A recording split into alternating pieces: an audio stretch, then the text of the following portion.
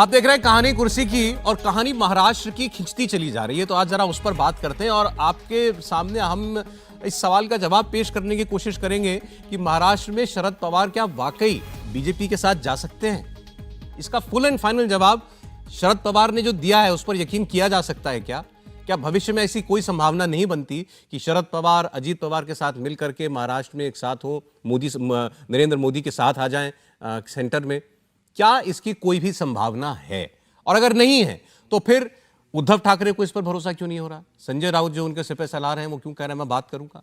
नाना पटोले जो कांग्रेस के प्रमुख हैं वो क्यों कह रहे हैं कि हम ये सस्पेंस बर्दाश्त नहीं कर सकते, ये सहन नहीं किया जाएगा कि जनता के अंदर कोई गलत मैसेज जाए, कोई कंफ्यूजन जाए? उनको क्यों नहीं यकीन हो रहा है शरद पवार के ऊपर? अगर शरद पवार बार बार ये कहते हैं हर बार मुलाकात करने के बाद कि मैं तो अपने भतीजे से मिल रहा था, परिवार की बात है, या वो ये कहते हैं कि मैं बीजेपी की विचारधारा से मेरा कोई लेना देना नहीं हो सकता, इस पर उन्हीं के साथियों को अब एतबार क्यों नहीं रहा उनकी बात पर?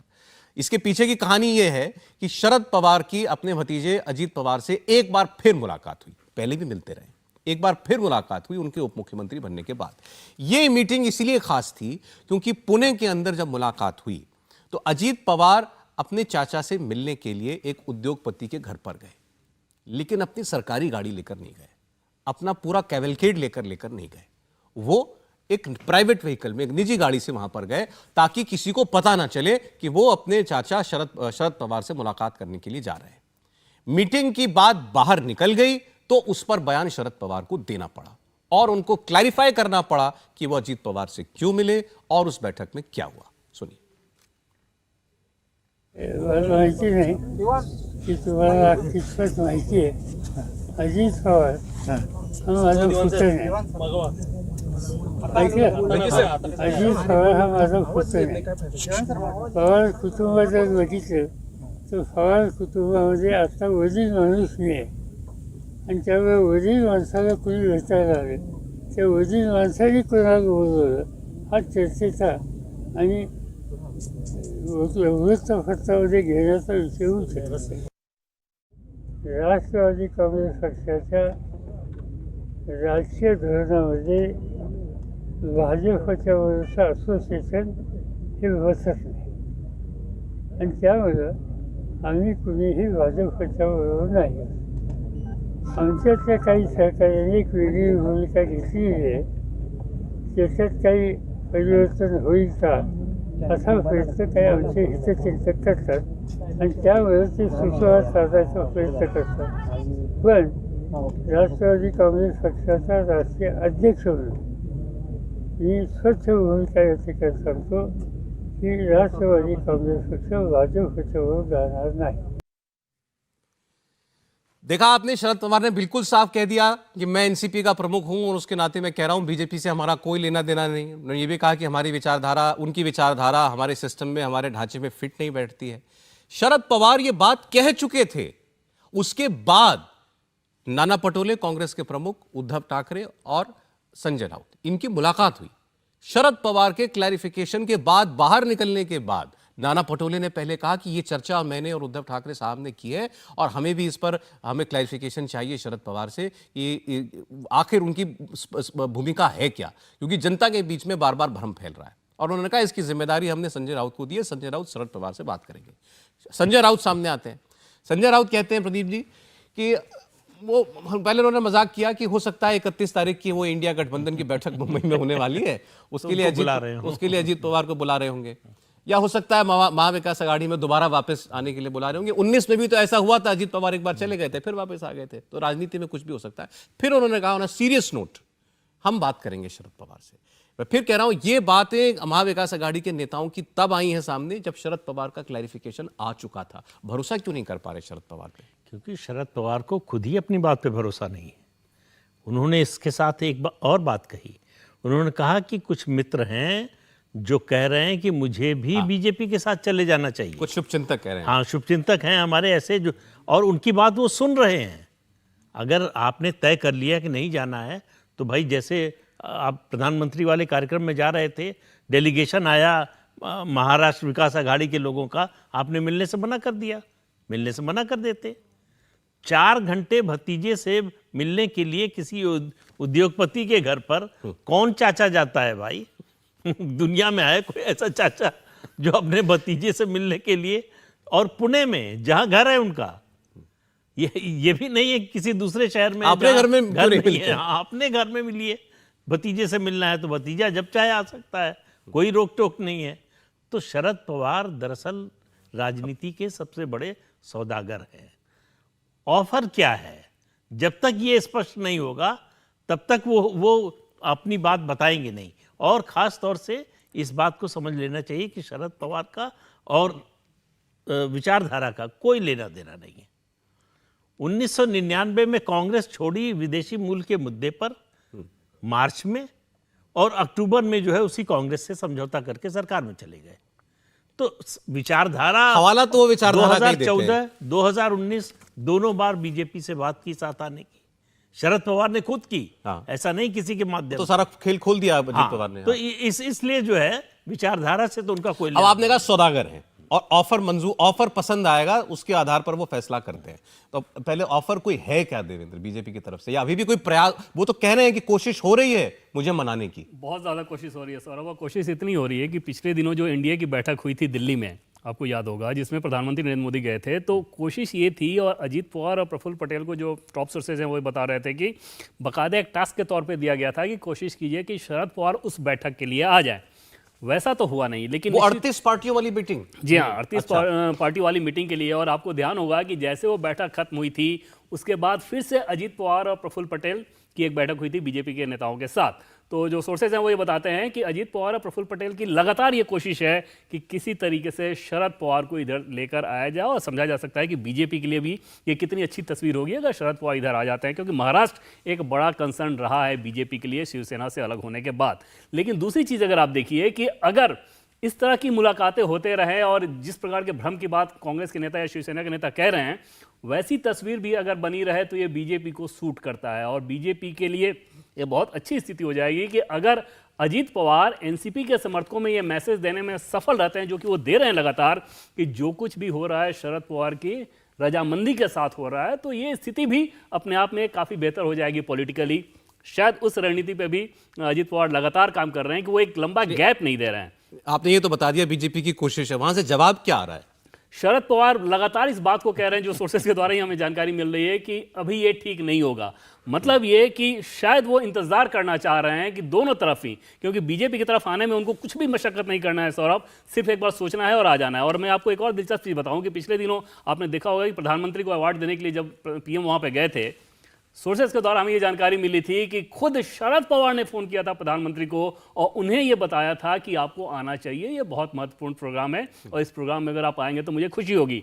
अगर रिश्ता इस प्रकार का हो तो समझा जा सकता है कि अगर साथ आने जिस दिन उन्होंने तय कर लिया उसमें कोई तो अड़चन नहीं उन्होंने आएगी। कोई क्लियर कट ना नहीं किया है बीजेपी को, जैसा वो मीडिया के सामने बोल रहे हैं। बिल्कुल सौरभ, और पहले के चुनाव में भी, जैसा कि पहले मैंने आपको बताया था एक बार, कि 2014-19 में भी उनकी यही स्थिति रही थी कि वो अंतिम समय तक इंतजार करना चाहते हैं और अंतिम समय तक अपने पत्ते नहीं खोलना चाहते हैं। लेकिन शरद पवार जिस प्रकार का पॉलिटिकली बिहेव कर रहे हैं उससे सीधे सीधे महाराष्ट्र की जनता में ये मैसेज जा रहा है कि सब कुछ उनकी रजामंदी से हो रहा है, और यही बात कांग्रेस और शिवसेना को परेशान कर रही है। तो शिवसेना मतलब उद्धव ठाकरे वाली शिवसेना को। अच्छा, जो देवेंद्र कह रहे हैं हर्षवर्धन जी कि आए, चाहे शरद पवार आ जाएं तो बहुत अच्छा, ना आए तो कम से कम यही भ्रम की स्थिति बनी रहे, ये भी ठीक है, ये भी चलता है बीजेपी के लिए। और शरद पवार उसमें एक विलिंग एलाई लग रहे हैं मुझे। नहीं, मुझे लगता है कि भ्रम की राजनीति करके जितना शरद पवार को हासिल करना था उन्होंने कर लिया, बहुत हासिल कर लिया भाई। जिस व्यक्ति के ऊपर मुख्यमंत्री रहते हुए झूठ बोलने के आरोप लगे हों, जिन्होंने बम धमाके हुए उसमें एक इसलिए जोड़ दिया स्थान, और वो भी जब पाकिस्तानी आतंकवादियों का, इस्लामिक आतंकवादियों का उसमें साफ साफ नाम आ रहा था, तो आपने उस वक्त उसको लिट्टे की तरफ घुमा दिया था। ऐसा व्यक्ति इतना कुछ हासिल कर लेता है तो इससे ज्यादा क्या मिलना चाहिए शरद पवार को। और प्रदीप जी ने जो बात कही वो कोई भी सोच कर देखे कि जिन्होंने अपनी पार्टी का नाम राष्ट्रवादी कांग्रेस पार्टी रख दिया, जो विदेशी मूल के मुद्दे पर अलग हुए, वो फिर से घूम के वहीं चले जाते हैं। तो भ्रम की राजनीति से जितना हासिल करना था वो शरद पवार पा चुके हैं। अब उस भ्रम की राजनीति को, उनके संदेहास्पद चरित्र को भुनाने का काम नरेंद्र मोदी और अमित शाह कर रहे हैं। वो जैसे कहते थे कि नहीं हमारे सबसे रिश्ते अच्छे हैं, नरेंद्र मोदी भी कहते हैं कि हमारे बड़े अच्छे रिश्ते हैं। पब्लिक परसेप्शन में आता है, डिबेट में लोग कहते हैं कि अरे अभी देवेंद्र जी ने भी एक शब्द कहा ना, बड़े अच्छे रिश्ते हैं। नरेंद्र मोदी के उस व्यक्ति से अच्छे रिश्ते होंगे जो व्यक्ति उनकी पार्टी के लिए गड्ढा खोद रहा हो, नरेंद्र मोदी का जो राजनीतिक चरित्र है, जब वो सत्ता में सीधे सीधे आ गए 2001 में तब से, या जब वो भारतीय जनता पार्टी के संगठन महासचिव थे, जो पार्टी के खिलाफ काम करता है उसको नरेंद्र मोदी ने कभी बख्शा नहीं। और जहां जो खुद नरेंद्र मोदी की इज्जत को दांव पर लगा देता हो जो व्यक्ति महाराष्ट्र में, उसको नरेंद्र मोदी को बड़ा बनाने देंगे? नहीं, वो भी उसी का लाभ उठा रहे हैं जिसका लाभ शरद पवार उठाकर वो कहते थे कि हम भाजपा के साथ जा रहे हैं और भाजपा का ही नुकसान करके दूसरे सवाल को निजी नहीं, संबंधों का है भी नहीं। हाँ नहीं सौरभ, लेकिन इसमें फैक्चुअली करेक्ट नहीं है ये। आप उसमें देखेंगे तो तमाम उदाहरण आपको देखने को मिलेगा। कोई ऐसा नेता रहा है कि नरेंद्र मोदी के साथ निजी बातचीत को उसने पब्लिकली कह दिया हो, उसके बावजूद मोदी उससे मिलते हों? कोई ऐसा नेता रहा है कि प्रधानमंत्री की कुर्सी संभालने के बाद नरेंद्र मोदी उनके घर गए थे, शरद पवार के घर, और वहां जाकर तकरीबन 1.5 घंटे की उनकी बैठक हुई थी पीएम बनने के बाद, और उसके बाद उन्होंने बताया था कि कृषि मंत्रालय और कृषि क्षेत्र में क्या कुछ करना चाहिए, इस बाबत बातचीत हुई हो? पब्लिकली इतना ज़्यादा सर्टिफिकेट प्रधानमंत्री नरेंद्र मोदी किसी और को नहीं देते सिवाय शरद पवार को, खासतौर पर तब जब नेता अपोजिशन का हो। तो अगर इतना ज़्यादा महत्व देते हैं, और उनको आप सोचिए ना कि एक फ़ोन कॉल पे प्रधानमंत्री नरेंद्र मोदी वहाँ पे चले गए अवार्ड लेने के लिए, शरद पवार ने खुद उनको फ़ोन किया, और ऐसे आपको दसियों उदाहरण देखने को मिलेंगे। मुलायम सिंह यादव को भी याद कर लीजिए और उनकी राजनीति का हश्र भी याद कर लीजिए। नहीं, लेकिन मुलायम सिंह यादव से वो सीखने नहीं गए थे प्रधानमंत्री नरेंद्र मोदी कभी। वहां पे एक मैसेजिंग था कि आपको यादव वोट को मैसेज देना है। सीखने उखने की बात बोलना ठीक है, वो सब असली कारण जो है यूपीए सरकार के दौरान गुजरात सरकार और केंद्र सरकार के बीच में सेतु का काम शरद पवार करते थे। उस बात को नरेंद्र मोदी भूले नहीं है। जिसने भी जीवन में उनकी मदद की उसको कभी भूले नहीं है, लेकिन शरद पवार की राजनीति को एंडोर्स कर देंगे इसके लिए यह संभव नहीं है। नहीं, आप अंदाजा लगाए ना कि सौरभ ऐसी क्या वजह है कि शरद पवार कृषि मंत्री इतने साल रहे, बहुत सारे आरोप भी थे, एक भी मामले में इस तरह से कार्रवाई नहीं हुई। कार्रवाई तो छोड़िए, वो चीज़ें सामने पब्लिक डोमेन में भी नहीं आई। तो वहाँ पर व्यक्तिगत रिश्ते काम करते हैं, और जैसा कि बताया सर ने कि उस समय का जो रिश्ता था वो वही कंटिन्यू कर रहा है। और आज भी निजी बातचीत में भी प्रधानमंत्री नरेंद्र मोदी को बखूबी मालूम है कि महाराष्ट्र में अगर बीजेपी को अच्छा करना है तो किस तरीके से करना है, लेकिन शरद पवार के साथ रिश्ते खराब हों ऐसा बिल्कुल नहीं है। अच्छा ठीक, ये एक अलग डिबेट का विषय है कि निजी रिश्ते कैसे। सवाल ये कि निजी रिश्तों की बात ही नहीं है ना, आप इसको समझिए। महाराष्ट्र की राजनीति की बात है। बिल्कुल निजी रिश्ते प्रधानमंत्री नरेंद्र मोदी के किसी से खराब नहीं होते हैं। अरुण शौरी ने इतना कुछ हमला किया, वो बीमार हुए तो उनके सिरहाने जाके बैठे रहे, कितनी देर तक बैठे रहे? निजी रिश्ते थे वो, यहां भी निजी रिश्ते हैं। लेकिन उन निजी रिश्तों के बाद जब राजनीति की बात आती है तो भारतीय जनता पार्टी ने सबसे तीखा हमला कृषि मंत्री शरद पवार पर किया। वो चिट्ठी सामने लाकर दे दी जो उन्होंने भेजी थी, जो राज्यों को चिट्ठी भेजी थी कृषि मंत्री के तौर पर कि यही कृषि कानून लागू कीजिए। उसके बाद भारत सरकार की तरफ से वो आंकड़े जारी किए गए कि कृषि मंत्री रहते सबसे ज्यादा आत्महत्या उनके समय में हुई, और उस पर वो कोई काम नहीं कर पाए। देखिए, तो राजनीति अलग चीज होती है, रिश्ते दिखाना अलग चीज होती है। हमने बात कहां से शुरू की थी? ये शरद पवार भ्रम फैलाने के माहिर है। तो उसी भ्रम में तो कह ही रहा हूं ये भ्रम यहाँ भी है। भ्रम जी हाँ, लेकिन मैं ये भी कह रहा हूं कि भ्रम से उनके हासिल करने का वक्त चला गया, अब नरेंद्र मोदी हासिल कर रहे हैं। अच्छा, अब जरा महाराष्ट्र पर हमने बात की है, तो देवेंद्र ने मुझे लगता है कि आपको एक क्लियर पिक्चर दी है। बीजेपी की तरफ से ये पूरी कोशिश है कि शरद पवार इधर आ जाए। शरद पवार अभी भी पत्ते अपने खोल नहीं रहे हैं। हाँ, क्लियर कट हाँ तो नहीं है, ना भी नहीं है। चाहे वो मीडिया के सामने कैमरे पर एक कह रहे हो कि हमारा और बीजेपी का कोई मेल नहीं है विचारधारा के स्तर पर। प्रदीप जी ने कहा विचारधारा उनके आड़े कभी आई नहीं है, तो आगे कुछ भी हो सकता है। आपको अगर कल को वो इधर खेमे में दिखाई दे जाएं अपने भतीजे के साथ, तो इसमें कोई आश्चर्य नहीं होना चाहिए। ये आज की इस खबर का हम कह सकते हैं फाइनल नोट होना चाहिए। अब एक खबर आपको बताते हैं बिहार की, नीतीश कुमार की। नीतीश कुमार का आरजेडी के उनके साथी पार्टी के एक एमएलसी हैं सुनील सिंह, उनके साथ लगातार झगड़ा चलता है। आपको सुनील सिंह ना याद हो तो इतना बता दें कि लालू यादव के बहुत करीबी हैं, और पीछे अभी एक बैठक में सुनील सिंह का दिल्ली आना हुआ था, गृहमंत्री के साथ उनकी एक फोटो आ गई। शायद नीतीश कुमार उनको पहले से पसंद ना करते हों, लेकिन उस फोटो को जब उन्होंने देखा अमित शाह के साथ सुनील सिंह की, तो वो आग बबूला हो गए। और आरजेडी के साथ एक बैठक में कुछ वक्त पीछे, अभी कुछ हफ्ते पहले, उन्होंने वहां पर काफी खरी खोटी सुनाई। दूसरी ओर से भी बहुत कुछ सुनाया गया मुख्यमंत्री को, और बताते हैं वहां मामला काफी बिगड़ गया था, बीच बचाव करना पड़ा था लोगों को उस बैठक के अंदर, नीतीश कुमार और सुनील सिंह के बीच में। अब 15 अगस्त को गांधी मैदान पटना में एक बड़ा विशाल कार्यक्रम होना है, उसके लिए इनवाइट भेजे जा रहे थे प्रदीप जी। और इनवाइट सुनील सिंह को गया, और उनको जो इनवाइट भेजा गया उसमें उनके नीचे जो डेजिग्नेशन लिखी गई है इनविटेशन में, उप मुख्य सचेतक विरोधी दल। सुनील सिंह को विरोधी दल का नेता बता दिया गया। सुनील सिंह जो है वो भी ताव में आ गए और उन्होंने कहा कि ये मुख्यमंत्री, मुझे मालूम है कि ये जो कमिश्नर साहब है उनकी तरफ से चिट्ठी आई है, इसमें कमिश्नर साहब का कुछ ध्यान देना नहीं है। मुझे लेकर के मुख्यमंत्री की भरकुटियां तनी रहती हैं, उस दबाव में हो सकता है वो रहे होंगे। तो ये उनकी जो ये झगड़ा जो ये चल रहा है आरजेडी के एक एमएलसी के साथ, लालू यादव के करीबी व्यक्ति के साथ, नीतीश कुमार ऐसा क्यों करेंगे और क्यों ये बात बिगड़ती जा रही है? नहीं देखिए, एक तो ये झगड़ा करके नीतीश कुमार अपना स्टेचर गिरा रहे हैं कि वो जो है बीजेपी, लालू प्रसाद यादव, तेजस्वी, उससे निकलकर उससे नीचे आ रहे हैं। सुनील सिंह से कैसे संबंध हैं लालू परिवार के, ये उनको पता है। पिछले साल लालू प्रसाद यादव का जन्मदिन सुनील सिंह के घर पर मनाया गया, तो इससे आप अंदाज़ा लगा लीजिए। उनको लग रहा है कि जो भी ऐसा हो जो बीजेपी से इस समय मिला हुआ, वो शुरुआत हुई है चिराग पासवान से। उनको लग रहा पूरी दुनिया षड्यंत्र कर रही है और इसमें बीजेपी शामिल है, सबको मेरे खिलाफ लगा दिया है, सब मेरे खिलाफ षड्यंत्र कर रहे हैं। उनको लग रहा है कि ये जेडीयू को तोड़ने की कोशिश हो रही है। उनको, मुझे लगता है रात में सपना भी इसी का आता होगा कि उनकी पार्टी टूट रही है, बीजेपी तोड़ रही है। तो उस प्रशांत किशोर ने शब्द इस्तेमाल किया, डिल्यूजनल हो गए हैं। बिल्कुल सही शब्द इस्तेमाल किया है। उनको समझ में नहीं आ रहा है कि वो क्या कह रहे हैं और क्या कर रहे हैं।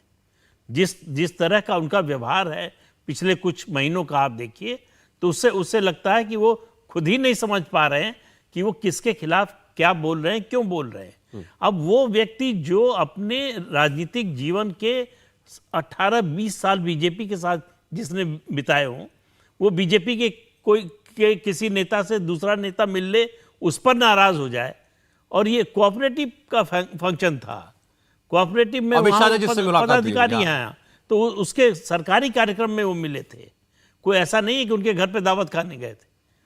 तो मतलब ये है कि वो तो पहले से निशाना लगा कर बैठे थे कि इनके खिलाफ बोलना है। अच्छा, ये कुछ नीतीश कुमार की पर्सनैलिटी के बारे में भी बताता है। आजकल वो जिस तरीके के बयान भी देते हैं, कुछ भी हो जाए, इससे कुछ होता है जी, ऐसा कभी हुआ है जी, मतलब जब किसी बात पर कोई स्ट्रेट फॉरवर्ड आंसर ना देना। नहीं, पटना में लाठीचार्ज हो गया, 2 दिन बाद कह रहे हैं अच्छा ऐसा हुआ है, हमको तो पता ही नहीं। और दूसरा, जो जिस किस्म की वो ऐसा लगता है ग्रज अपने अंदर रख लेते हैं, जैसे सुनील सिंह को लेकर लगता है कि उन्होंने अपने मन में अब बना लिया और भूल नहीं पाते हैं। क्या ये उनकी पर्सनैलिटी ऐसी है देवेंद्र? बिल्कुल बिहार बहुत अच्छा समझते हैं। बिल्कुल सौरभ, शुरू से उनकी पर्सनैलिटी ऐसी है, जिसे एक टर्म कहते हैं ना कि बहुत खुंदकी होना, खुंदक कर लेना। वो नीतीश कुमार की वो एक समस्या रही है हमेशा से ही कि किसी व्यक्ति पे अगर वो बहुत ज़्यादा अगर उसको पसंद करना शुरू करते हैं तो उसमें भी एक्सट्रीम जाते हैं। अगर किसी बात पे कोई खुंदक हो गई तो उसको भी वो एक्सट्रीम पर लेकर जाते हैं। और ये सिर्फ नेताओं के मामले में नहीं होता, अधिकारियों तक के मामले में होता। बिहार के एक डीजीपी हुआ करते थे, उनको लेकर नीतीश कुमार शुरू में इतना ज़्यादा आग्रही रहते थे और इतनी ज़्यादा उनकी तारीफ करते थे भरी बैठकों में, भले ही तब जेडीयू के नेता उस बात पर एतराज़ करते थे, लेकिन नीतीश कुमार उनकी सुनते नहीं थे। फिर एक मामला आया, उस मामले के बाद वो दूसरे एक्सट्रीम पे चले गए। तो ये नीतीश कुमार की पॉलिटिक्स का हिस्सा है। लेकिन जो ज़्यादा बड़ी समस्या नीतीश कुमार में दिख रही है वो ये कि जिस मेडिकल क्लॉज को लेकर आप देखते होंगे कि आरसीपी सिंह लगातार अटैक करते हैं, कहीं ऐसा तो नहीं कि उनके बयानों में, उनकी सोच में, उनकी राजनीतिक जो इच्छा शक्ति है उस पर भी उसका असर होने लगा है। क्योंकि हाल के दिनों के उनके बहुत सारे बयान आपको ऐसे दिखेंगे, जैसे उदाहरण के तौर पे मैं आपको बताऊं कि दुनिया खत्म हो जाएगी, इतना ज़्यादा हम लोग मोबाइल इस्तेमाल कर रहे हैं। हाँ, मैं 73 साल का हो गया हूं, 100 साल में दुनिया खत्म हो जाएगी। जी, तो ऐसी चीज़ें ये बताती हैं कि नीतीश कुमार कम से कम उस रूप में अब नहीं रहे जैसा कि शुरू के दौर में हुआ करते थे, और ये समस्या ज़्यादा बड़ी। इंडिया टीवी हर वक्त हर जगह डाउनलोड करने के लिए सर्च करें India TV news Google play store या ऐप स्टोर पर।